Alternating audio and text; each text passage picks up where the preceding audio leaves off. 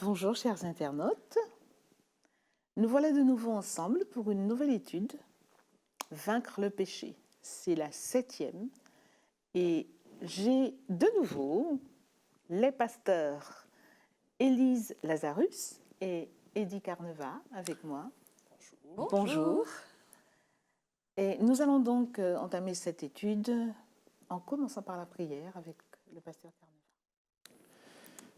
Notre Dieu, notre Père Céleste, c'est une grâce pour nous d'être en communion avec toi, de pouvoir étudier ta parole, à partager, y réfléchir. Et nous voulons, Seigneur, te demander de nous laisser convaincre par toi et que cette parole produise des fruits, nous apaise, nous amène, Seigneur, aussi à porter la joie autour de nous. Fais du bien à chacun, ceux qui sont sous les ondes, et nous aussi qui partageons. Bénis nos réflexions et précède-nous en toutes choses. En Jésus, nous t'avons prié. Amen. Amen. Auparavant, Paul a fait plusieurs déclarations montrant que le salut ne s'obtient par grâce, par la grâce de Dieu et au moyen de la foi de l'homme. Le chapitre 6 de Romains que nous allons étudier semble avoir été écrit pour répondre à la question suivante. Puisque le salut s'obtient par la foi et que les œuvres ne peuvent pas sauver, pourquoi les accomplir? Alors Paul va démontrer par plusieurs arguments sa théorie, et c'est ce que nous allons voir donc. Tout d'abord, les premiers versets du chapitre 6, Paul nous dit que nous sommes morts au péché. Le verset 2 nous dit, nous qui sommes morts au péché, comment vivrions-nous encore dans le péché? Qu'est-ce que ça veut dire être mort au péché? Ça pose déjà la question, qu'est-ce qu'on entend par le péché? Parce qu'on peut entendre deux choses. Il y a toutes les actions qu'on fait qui sont mal, qui font du mal à quelqu'un, à nous-mêmes, ou qui sont contraires à la volonté de Dieu. Et il y a le péché, j'ai presque envie de dire avec un grand P, qui est cet état qui nous coupe de Dieu, qui nous fait passer à côté de Dieu. Être mort au péché, je pense que ça veut dire toute ma vie d'avant, je vis dans l'état du péché. Il m'accompagne partout, je ne peux pas m'en débarrasser. Il me colle à la peau, le péché. Je ne peux pas le retirer de moi. J'étais comme prisonnière de cet état-là.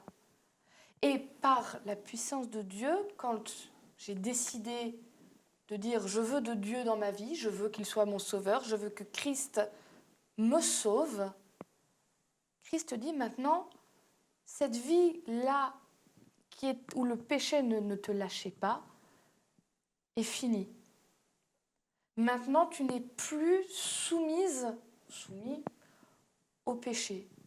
Il y a quelque chose qui s'est passé qui fait que le péché était censé t'amener à la mort. Moi, je te dis, tu iras vers la vie. L'idée effectivement, de cette expression, mourir au péché, je pourrais dire, je suis mort au chocolat, moi. Je pourrais dire ça. J'aime pas le chocolat, ou en tout cas le chocolat ne m'aime pas, peut-être parce qu'à chaque fois que je touche au chocolat, eh bien ça a des réactions sur moi.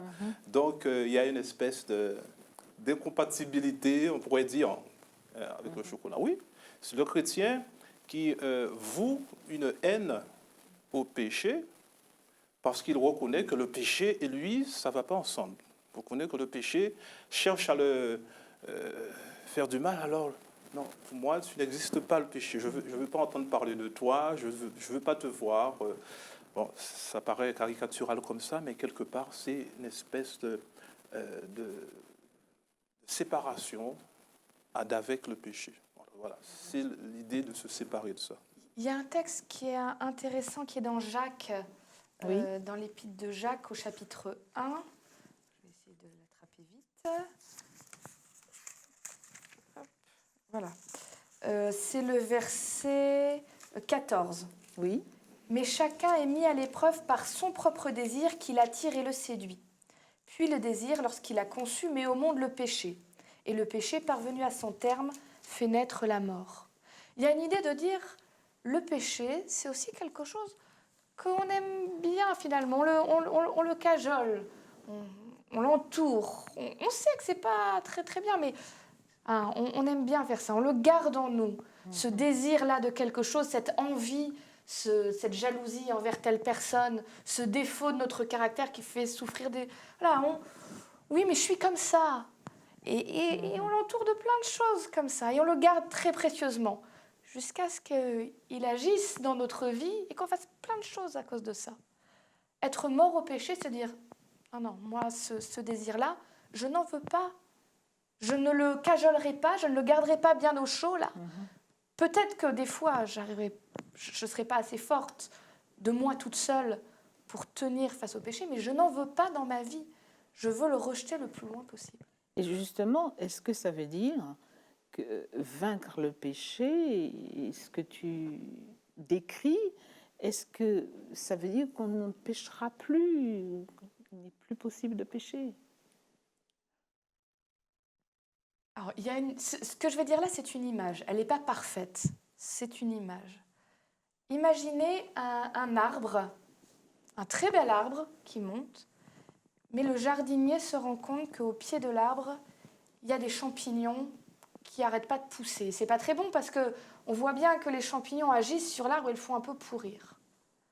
Et le jardinier décide d'enlever les champignons. Mais les champignons reviennent encore et encore et encore.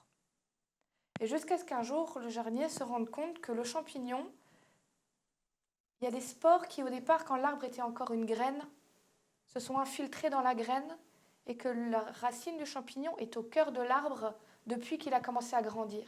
Et qu'on peut enlever les champignons autant qu'on veut, ça reviendra toujours parce que le problème est au cœur de l'arbre. Je suis un arbre et le péché est mon champignon. Il a grandi à l'intérieur de moi. Alors je peux essayer d'enlever les champignons autour, mais de moi-même, je ne peux pas. Parce que le cœur du problème, je n'y ai pas accès. Il faut que quelqu'un, Dieu, aille dans mon cœur au plus profond pour guérir toute racine de ce mal qu'est le péché. Aujourd'hui, dans ma vie, je suis morte au péché parce que je suis consciente que je suis malade du péché. Je traite du mieux que je peux mes champignons en disant il y a plein de choses que je ne veux pas faire. Mais j'ai besoin que Dieu prenne les choses lui en main pour régler le problème définitivement. Et on est dans une période un peu, alors c'est là que ce n'est qu'une image, mais on est dans une période un peu difficile en ce moment parce qu'on est déjà mort au péché, parce que Dieu nous promet qu'un jour on sera vainqueur du péché. Mais pour l'instant, parfois, malheureusement, je continue à avoir des rechutes. Et je continue parfois à ne pas faire ce que je voudrais faire. Alors, dans la première question que tu as posée, pardonne-moi de revenir là-dessus, parce que il y avait la réponse à la question dans la question même rhétorique que pose Paul. Oui. Il disait, nous qui sommes morts au péché, comment vivrions-nous encore dans le péché? Dire qu'on est mort au péché, cela signifie qu'on ne vit pas dans le péché.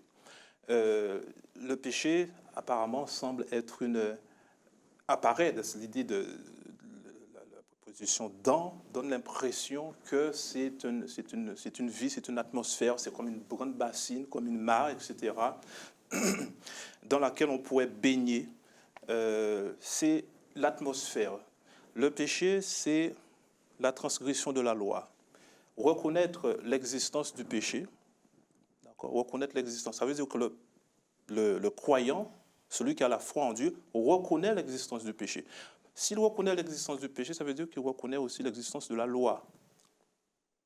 Il n'est pas question, donc, le sujet précédent, de considérer qu'elle est abolie. Qu'elle est abolie. Donc ça, c'est déjà le premier élément. La deuxième chose que je voulais dire, c'est que par rapport à la nouvelle question que tu poses, la victoire sur le péché, je crois que Paul, maintenant, va clarifier cela en évoquant l'idée du baptême, en évoquant l'idée d'un moment précis dans sa vie où il y a eu un engagement vis-à-vis du Seigneur, de dire oui, j'accepte la grâce de Dieu, j'accepte que le Seigneur m'a pardonné de mes péchés. D'ailleurs, je l'ai exprimé dans le baptême, puisque le baptême, c'est le fait de plonger dans l'eau, d'exprimer que je suis mort au péché, que pour moi, le péché est mort pour moi aussi, une image que j'ai pu voir tout à l'heure, et dorénavant, je vais vivre une vie nouvelle. Par conséquent, si c'est une vie nouvelle, c'est une vie en dehors du péché. Donc, il y a, c'est vrai, cet engagement que nous nous sommes faits devant le Seigneur, devant ses anges, devant aussi la communauté, devant des témoins. Et la question reste toujours pertinente. Est-ce que pour autant, effectivement, il nous arrive de pécher? J'ai envie de dire que si, après le baptême, si après un grand moment solennel où on s'est dit, je mets le péché derrière moi, eh bien, le péché à ce moment-là, s'il arrive dans la vie, ça devient un accident et sur lequel je ne reste pas. D'accord? Ça devient un accident sur lequel je ne reste pas. Alors, pour évoquer l'idée du baptême, nous avons le verset 4 de Romains 6 qui nous dit « Nous avons donc été ensevelis avec lui par le baptême en sa mort, afin que comme Christ est ressuscité des morts par la gloire du Père, de même nous aussi, nous marchions en nouveauté de vie. » Donc, marcher en nouveauté de vie, c'est déjà, si je résume ce que vous avez dit, déjà reconnaître son état de péché, passer par le baptême pour prendre un engagement et ensuite marcher en nouveauté de vie. Marcher en nouveauté de vie. C'est un beau programme, hein? Oui. C'est pas simple, on dirait. Ouais. Mais en tout cas, c'est clair. Nouveauté de vie, marche en nouveauté de vie, ça signifie bien qu'il y a, pour le croyant, de se dire que le péché, qui est la transgression de la loi, parce que lorsqu'on parle du péché, on évoque la notion de loi morale. Et qui parle de loi morale, parle des 10 commandements. Les 10 commandements. Rappelons que si on pêche contre un seul commandement, on est pécheur. D'accord? Donc, le fait pour le croyant de se dire maintenant, je tourne le dos au péché, donc mourir au péché, donc vivre une nouveauté de vie, d'accord, signifie donc qu'il a soit la capacité lui-même, soit il y a quelqu'un d'autre qui lui permet de pouvoir le faire. Donc ça veut dire qu'il est accompagné à pouvoir marcher, donc à pouvoir cheminer dans sa vie, sa course chrétienne, non seulement en tournant le dos au péché, en considérant que c'est une mauvaise chose déjà dans sa vie, d'accord, et aussi en sollicitant l'aide que le Seigneur peut lui donner. Donner sa vie à Dieu, ça ne veut pas dire qu'il n'y aura pas de combat derrière. Mais la différence fondamentale, je pense, qui permet de dire que je vis en nouveauté de vie, c'est que maintenant, je marche en sachant que j'ai déjà gagné. Et on ne marche pas pareil quand on se dit il y a tout le poids et je vais vers ma perte, que quand je dis d'accord, il y a encore des combats, mais je sais que je suis déjà vainqueur, même si je ne suis pas arrivé au bout de la route, je sais que je suis vainqueur. Et surtout, je ne marche pas seule. Je marche avec Christ qui me tient la main et qui me fait avancer. Il y a ce cantique qui est connu par beaucoup d'adventistes, que moi j'aime beaucoup parce qu'il me donne une pêche. Veux-tu briser du péché le pouvoir? La force est en Christ, la force est en Christ. Si dans ton cœur tu veux le recevoir, la force est dans le sang de Christ. Je suis fort, fort, oui plus que vainqueur par le sang de Jésus. Je suis fort, fort, oui plus que vainqueur par le sang de Jésus, mon sauveur. Là, c'est ça, marcher en nouveauté de vie. Donc, cela prouve que, pour reprendre ton exemple de tout à l'heure, il faut que quelqu'un vienne enlever les champignons, les racines des champignons de l'arbre. Mais il faut le vouloir, encore faut-il le vouloir. Et quand Paul dit « Ne livrez pas vos... » au verset 13, Verset 13. Ne livrez pas vos membres au péché comme des instruments d'iniquité, mais donnez-vous vous-même à Dieu comme étant vivants, de mort que vous étiez, et offrez à Dieu vos membres comme des instruments de justice. Cela veut dire que l'être humain a quand même sa part à faire. C'est sûr qu'il y a Dieu peut intervenir dans ta vie, mais encore faut-il que je le veuille. Il faut donner à Dieu la possibilité de le faire. Nous avons un corps, c'est vrai ce que tu dis, hein. C'est un corps qui est voué au péché. Nous sommes nés dans le péché, c'est vrai. Nous avons hérité de cette propension à faire le mal.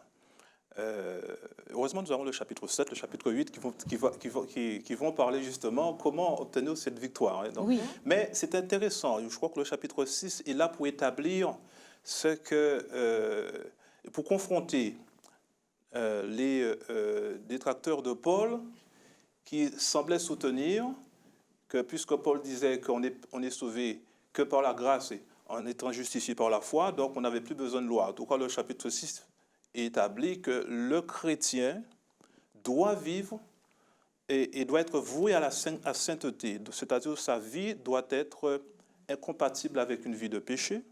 Sa vie doit être une vie dédiée, consacrée à. C'est peut-être le sens aussi du terme qu'on dit que votre corps, il dit au verset 14 que tu as cité, Oui. livrez vos corps. On ne va pas se démembrer, mais c'est évident, mais c'est une façon peut-être de dire, consacrez votre corps, dédiez vos corps, vos yeux, vos oreilles, donc la façon d'écouter les choses, la façon de regarder les choses, la façon d'agir, vos mains, etc. Donc dédiez tout votre être qui a cette tendance à pécher, mais dédié à faire au Seigneur. Donc donnez ça au Seigneur pour que le Seigneur puisse agir et permettre à votre corps de ne pas pécher. Donc il y a une invitation qui est faite à l'homme de s'affranchir de la désobéissance de la loi, mais de ne pas s'affranchir de la loi, puisque la loi maintient une éthique chrétienne néanmoins. D'accord ? On n'est pas justifié par Dieu par la foi, mais néanmoins, le Seigneur nous invite à ce que la justice soit installée dans nos corps. C'est l'apôtre Paul qui va le dire, par ailleurs, dans Romains 8 aussi.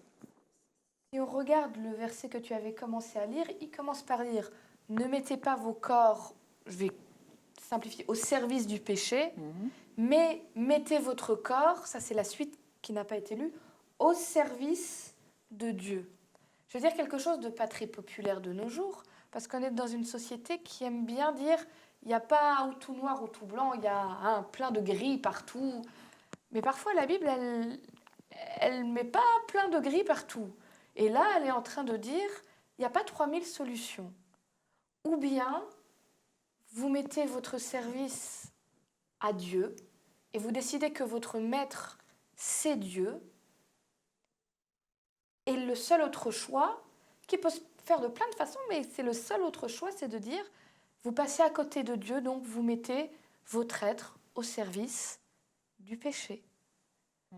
Et donc, le choix, ce que nous, en tant qu'êtres humains, nous avons à faire, c'est d'abord de dire, il y a un choix et il faut que je le mette en pratique. Et après, ce serait très facile de se dire, la religion chrétienne, c'est simple. Moi, je dis à Dieu, oui, je crois en toi, et puis je fais ma vie tranquillement. Mais ça, ce n'est pas la réalité de la vie. Décider de dire, je donne ma vie à Dieu, ça implique aussi de dire, je déteste réellement le péché, ce qui m'éloigne de Dieu, ce qui me coupe de lui. Et donc, dans ma vie, je mets en place un certain nombre de choses pour ne pas me mettre en position de tomber facilement. Eddie, tout à l'heure, parlait de chocolat. Il disait, moi, le chocolat, on n'est pas amis. Si moi, je ne suis pas amie avec le chocolat, parce que peut-être que j'aime ça, le goût, mais que ça ne me réussit pas parce que je fais une allergie, peut-être que sur mon trajet pour aller au travail le matin, la chocolaterie, là, je vais faire un petit détour pour ne pas me donner l'envie de voir le chocolat et pas baver devant. Mon rôle à moi, c'est peut-être aussi de me dire, qu'est-ce qui, dans ma vie, je sais que ça, c'est difficile parce que c'est tentant. qu'est-ce que je mets en place dans ma vie pour m'éloigner de ces Pour choses-là éviter et ces pour choses-là. éviter de tomber. Tout à fait. À partir du verset 16, Paul dit « Ne savez-vous pas qu'en vous livrant à quelqu'un comme esclave pour lui obéir, vous êtes esclave de celui à qui vous obéissez, soit du péché qui conduit à la mort, soit de l'obéissance qui conduit à la justice. Mais grâce soit rendue à Dieu de ce que, après avoir été esclave du péché, vous avez obéi de cœur à la règle de doctrine dans laquelle vous avez été instruits. Ayant été affranchis du péché, vous êtes devenus esclaves de la justice. » Paul parle du péché comme d'un tyran. Il faut s'en libérer. Et tu as expliqué, tu as bien démontré tout à l'heure comment. En résumé, Paul déclare que chacun est libre en fait de choisir son maître. Est-ce que cela peut devenir une réalité dans la vie du chrétien aujourd'hui? Dès lors, alors c'est là où effectivement l'Évangile nous appelle à être authentique, à être vrai, puisque le baptême, c'est vraiment pas simplement un engagement, c'est le choix, c'est le choix que l'on fait vis-à-vis de quelqu'un, vis-à-vis de Christ. C'est pourquoi il est question dans ce chapitre de se livrer à Christ, de le choisir lui. Alors évidemment, ce n'est pas de choisir la loi, on est d'accord, mais de choisir un personnage, une personne, c'est-à-dire Jésus-Christ. On a passé un certain nombre de versets, mais le verset 6 dit que notre vie est morte et maintenant nous devenons aussi une même plante, n'est-ce pas, avec Jésus. Nous devenons une même plante avec Jésus. Donc c'est le choix d'appartenir à quelqu'un, c'est le choix de suivre quelqu'un, à la rigueur de lui être esclave pour lui obéir. Tu vois, la liberté, c'est quoi? Si on voulait philosopher, ce serait de dire on choisit son maître. Son maître. C'est soit on est esclave du péché, Oui. ou alors on choisit d'être esclave de la justice et, ma foi, de Dieu. D'ailleurs, c'est ce qu'il dit. Oui. C'est ce que dit Paul. Voilà, donc on a vite fait de faire le choix. Si on fait le choix d'appartenir à quelqu'un, eh bien on le suit. Et le baptême, c'est encore plus que le suivre, c'est de faire corps avec lui. L'apôtre Paul va dire par ailleurs dans Galates 2, j'ai été crucifié. Maintenant, si je vis, ce n'est plus moi qui vis, c'est lui qui vit en moi. Donc, oui, le chrétien fait le choix non seulement d'appartenir à Christ, mais de le laisser vivre en lui. Et c'est peut-être certainement là la perspective d'une victoire, de la victoire, ce que tu as chanté tout à l'heure, de la victoire sur le péché. Oui, le péché a des révoltes en nous. Il veut sortir, il veut s'exprimer toujours. Mais si le chrétien se dit, oui, mais j'ai déjà choisi Jésus, je veux le suivre, Seigneur, il y a toujours cette quête vers Jésus. Je me livre, Seigneur, à toi. Il y a, je crois, une belle porte de sortie pour chacun. Donc, il est possible de vaincre le péché. Amen, heureusement, grâce à Jésus.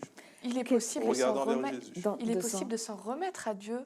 D'accord. Parce que c'est lui. Nous, on ne peut pas vaincre le péché. Justement, j'allais voilà. te demander, Sœur Élise, que conseiller à quelqu'un, tu as parlé de beaucoup de jeunes tout à l'heure, que conseiller à un jeune qui viendrait te demander des conseils justement pour vaincre une tendance qu'il a, peu importe laquelle. Je pense que je lui conseillerais, avant de le conseiller, je lui dirais qu'il n'est pas tout seul. Que peut-être que pour l'instant, il se sent nul, mal de ces choses qu'il vit et qu'il se sent peut-être même inférieur en disant « mais les autres, ils n'ont pas ça ». On a tous. Même ceux qui parlent très bien là devant, qui ont l'air tout bien, on a tous ces choses-là on a du mal à les vaincre et même on ne peut pas. Et je lui conseillerais simplement d'oser prendre le risque de s'en remettre à Dieu, d'oser prendre le risque de se mettre à genoux et d'être honnête avec Dieu en lui disant « mais Dieu, je n'y arrive pas. J'ai essayé, je n'y arrive pas, c'est plus fort que moi, je m'en sors pas. » Et d'oser appeler à l'aide, de ne pas avoir honte d'appeler à l'aide, parce qu'on doit tous passer par là, si on veut vraiment pouvoir sortir de ce qui nous retient. Merci. Quelque chose à ajouter, Pasteur? Oui, il y a une clé, c'est la façon de se regarder soi-même. Si on se regarde comme quelqu'un qui est nul, déjà avili, on va chercher à s'avilir davantage. Mais si on considère comme quelqu'un de précieux aux yeux de Dieu, et comme quelqu'un qui a fait alliance avec Dieu et que le Seigneur a couronné d'un statut différent, c'est ce que l'apôtre nous dit, hein, regardez-vous maintenant. Quel regard? Regardez-vous comme mort au péché. Le péché est toujours là, en moi qui veut sortir, mais j'ai un regard sur moi qui est différent. Ça m'aide aussi. Ouais. Alors, regardez à Jésus, regarde le statut qu'il te fait dans un premier temps. Et chaque fois que le péché veut s'exprimer, eh bien, Seigneur, aide-moi parce que j'ai choisi, j'ai d'abord choisi. C'est déjà le choix que j'ai fait. Le Seigneur me rappelle le choix que j'ai déjà fait dans le passé. En fait, c'est vrai parce que nous aurons à lutter contre le péché jusqu'à la fin.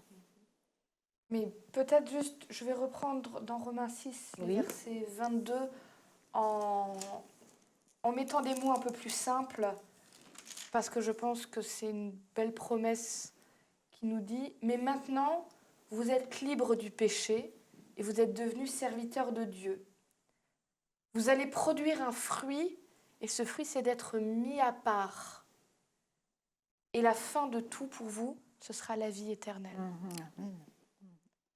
Il y a des luttes, il y a des souffrances, il y a plein de choses. Et des fois, on n'arrive pas aussi bien qu'on voudrait. Mais c'est Dieu qui promet, qui dit, je vous le promets, mon but pour vous, ce que je vais vous aider à réussir à avoir, c'est d'être débarrassé du péché et d'avoir la vie éternelle. Eh bien, je vous remercie à chacun pour ces explications et surtout pour ces conclusions.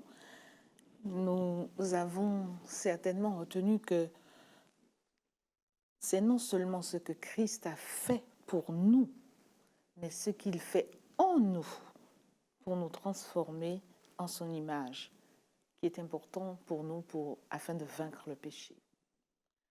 En tout cas, pour ma part, je me réjouis que Dieu ne nous ait pas laissés impuissants face au problème du péché, mais qu'il nous ait donné le moyen d'en sortir pour la vie éternelle. J'espère que c'est le cas aussi pour vous, chers internautes. Je vous dis à très bientôt. Au revoir.